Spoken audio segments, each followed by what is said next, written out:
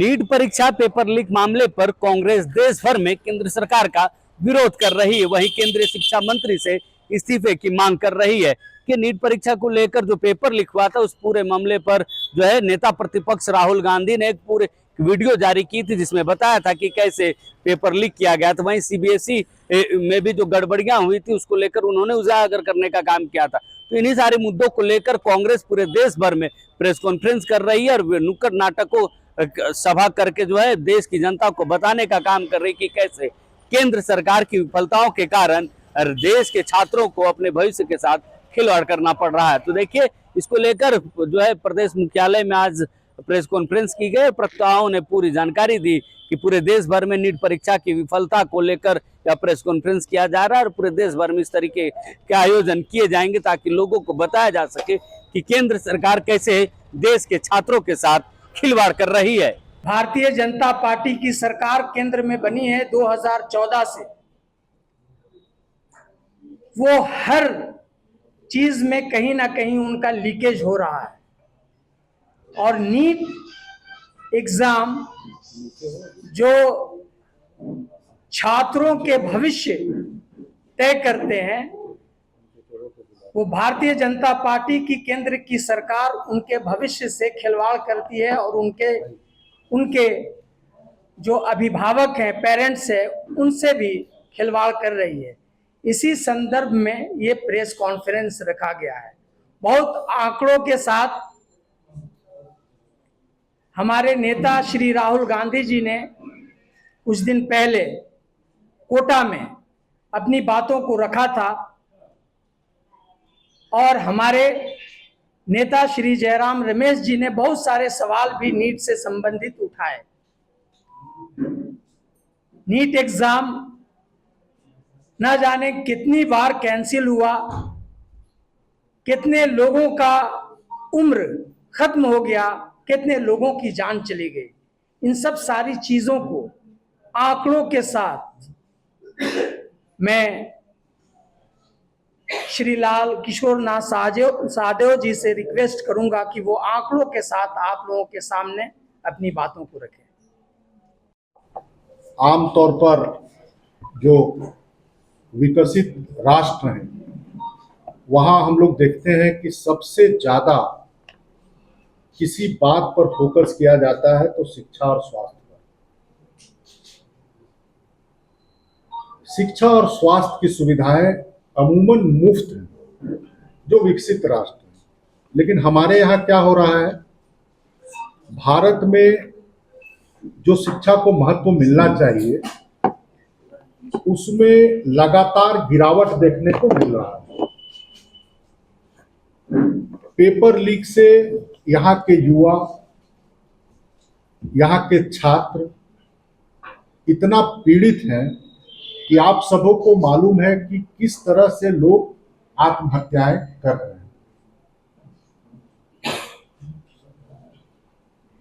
दो 2014 से लेकर 2024 तक कुल 89 पेपर लीक के मामले सामने आए हैं। ये सारे जो मामले हैं वो उसका निगरानी या देखरेख केंद्र के स्तर से होता है। उसमें से 48 के री एग्जाम हुए। कल भी जो 2026 नीट पेपर लीक हुआ था उसका कल री एग्जाम हो रहे थे।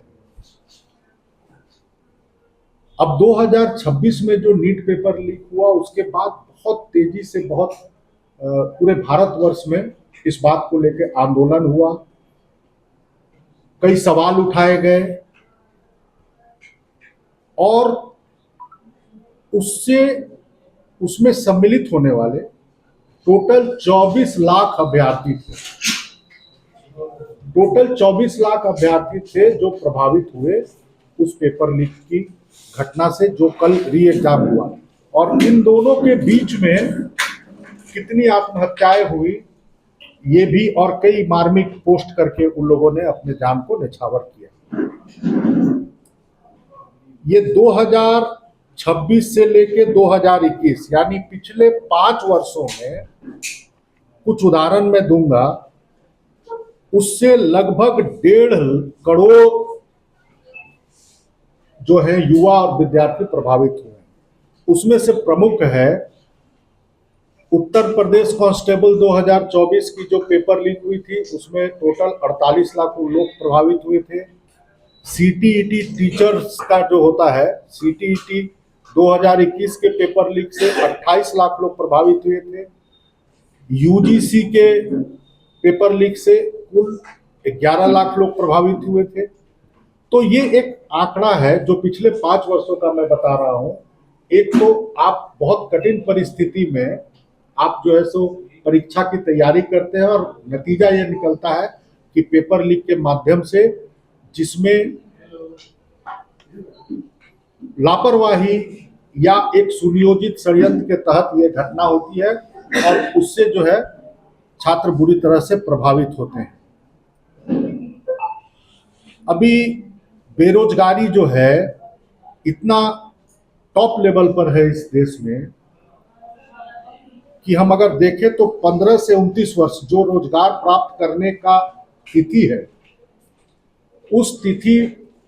उस उम्र में 13.8% का बेरोजगारी का दर रिकॉर्ड किया गया है।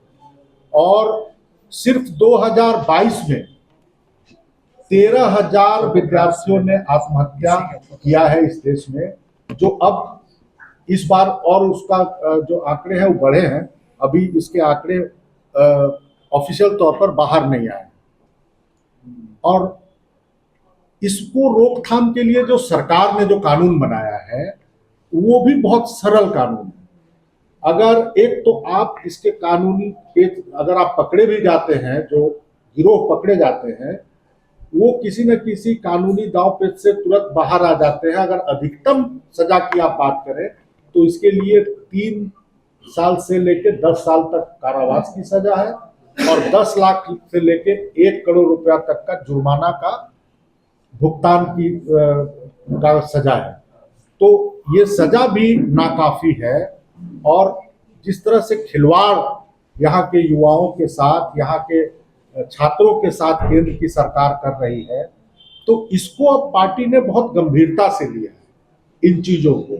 और यही वजह है कि पिछले 17 जून को, जो अभी डॉक्टर तौसीफ चर्चा कर रहे थे, 17 जून को आदरणीय राहुल गांधी जी ने कोटा में विद्यार्थियों से सीधा संवाद किया, बोला कि अब ये राजनीति का विषय नहीं रहा, ये एजुकेशन सिस्टम और यहाँ के छात्र और युवा, हम भारतवर्ष को कहते हैं कि भारत युवाओं का देश है, तो यहाँ के युवाओं के साथ केंद्र की सरकार कितना नाइंसाफी कर रही है कि आप सोच नहीं सकते हैं। इसी से हम अंदाजा लगा सकते हैं कि जो 2017-18 में जो शिक्षा का बजट था वो कुल बजट में 2.8% का हिस्सेदारी रखता था, कब की 2017-18 में, और अभी 0.38% है मात्र।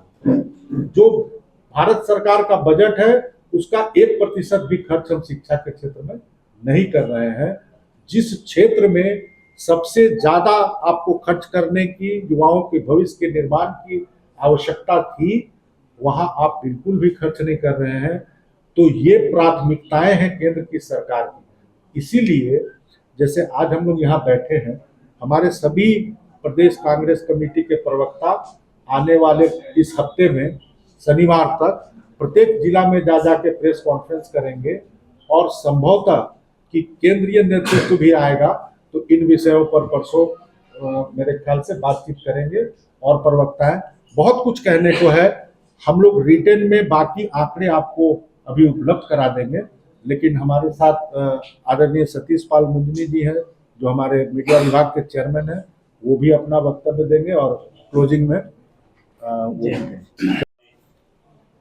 लाल किशोर जी इसके संयोजक जी ने बताया, पूरे आंकड़ों के साथ आपको बताया कि नीट पेपर की जिस तरह से आज 2014 के बाद जितने बार लीक हुए हैं, उसमें खासकर मध्यम वर्ग के जो परिवार के जो माँ बाप है, सबसे ज्यादा प्रभावित वो लोग।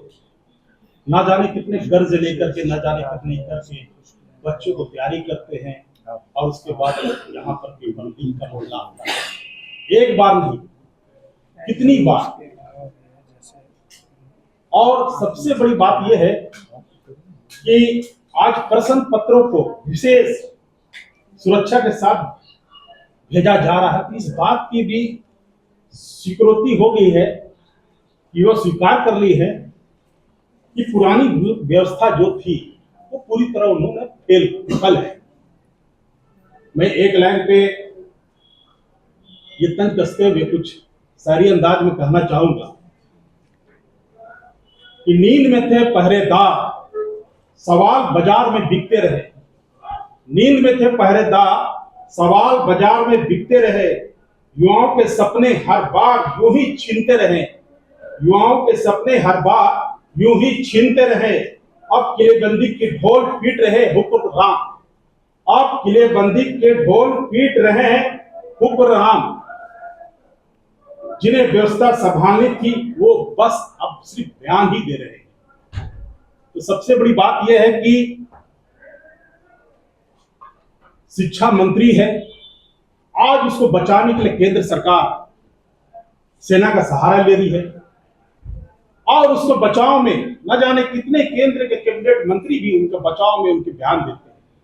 तो सबसे बड़ी बात है कि मैं चाहूंगा कि सबसे पहले शिक्षा मंत्री का इस्तीफा दे देना चाहिए और जो बच्चे इस दुनिया में अब नहीं हैं, जो आत्महत्या कर चुके हैं, उनके माँ बाप, उसके माँ बाप को भी उनको केंद्र सरकार को देखना चाहिए और उनको हर्जाना देना चाहिए, क्योंकि वो बच्चे तो वापस नहीं आएंगे, लेकिन जो माँ बाप सपने सजोए थे अपने बच्चों के, और वो बच्चा जो अपना भविष्य को लेकर के बार बार ये तैयारी कर रहे थे और नीट के एग्जाम फेल होते, तो केंद्र सरकार को इसकी भी जिम्मेदारी लेनी चाहिए। तो मैं सिर्फ इस प्रेस वार्ता के माध्यम से हम लोग चाहेंगे कि केंद्र सरकार सबसे पहले शिक्षा मंत्री धर्मेंद्र प्रधान का इस्तीफा ले और जो शिक्षा बहाली, जो हमारा जो भी बेहतर से बेहतर, आदरणीय राहुल गांधी जी लगातार इस पर चर्चाएं भी करें, उनको सुझाव भी दे रहे हैं, उनको एक बैठक करके विपक्ष के पार्टियों से भी बैठक करके किस तरह से आने वाला दिन में हम नीट पेपर हो, बाकी भी एग्जाम जो पेपर है उस पर भी हम लोग ऐसा मतलब एक योजना बना करके लाए कि वो बाकी वो पेपर लीक ना हो और हमारे बच्चों का भविष्य अंधकार में नहीं जाए। धन्यवाद। देखिए, इसमें दो चीज ऐड ऑन करना चाहता हूं। तो उस वक्त यूपीए 2 कांग्रेस की सरकार थी जो लीड कर रही थी। 4.77% बजट का एजुकेशन पे खर्च होता था, कुल बजट का, और आज देख लीजिए कितना है, 1% भी कुल बजट का ये लोग खर्च नहीं कर रहे हैं। तो ऐसा लगता है जैसे नॉन सीरियस सरकार है, केंद्र की सरकार है। और दूसरी चीज ये है कि जिस तरह से इनके नॉन सीरियसनेस की वजह से छात्रों ने आत्महत्या किया है, 93 छात्र आत्महत्या किया है, ये दर्शाता है कि सरकार चलाने में फेलियर है और बार बार पेपर लीक जो हो रहा है। तो सबसे पहले जिस तरह से हमारे चेयरपर्सन ने इस्तीफे की मांग की है, हमारे नेता श्री राहुल गांधी जी ने भी इस्तीफे की मांग की है, धर्मेंद्र प्रधान जी को इस्तीफा देना चाहिए। धन्यवाद। कुछ बोलेंगे?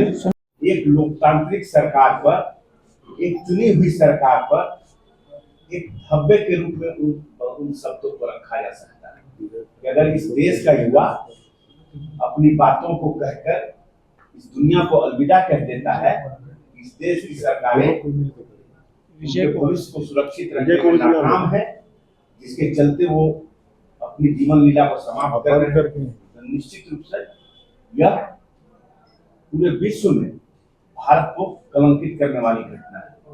पूरे विश्व में ऐसा कोई भी देश नहीं, आज हम महाशक्ति कहलाते हैं, खुद को दुनिया का सिरमौर बताते हैं, भारत पहला ऐसा देश बन गया है जहां पेपर माफियाओं से बचने के लिए, पेपर लीक के माफियाओं से बचने के लिए वायु सेना की मदद ली, एयरफोर्स की मदद ली।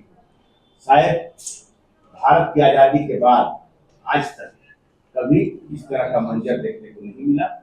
तो हम फिर से एक बार शिक्षा मंत्री धर्मेंद्र प्रधान के इस्तीफे की मांग करते हुए आप सबों से सहयोग की अपेक्षा रखते हैं और अपनी बातों को अपनी सरबराह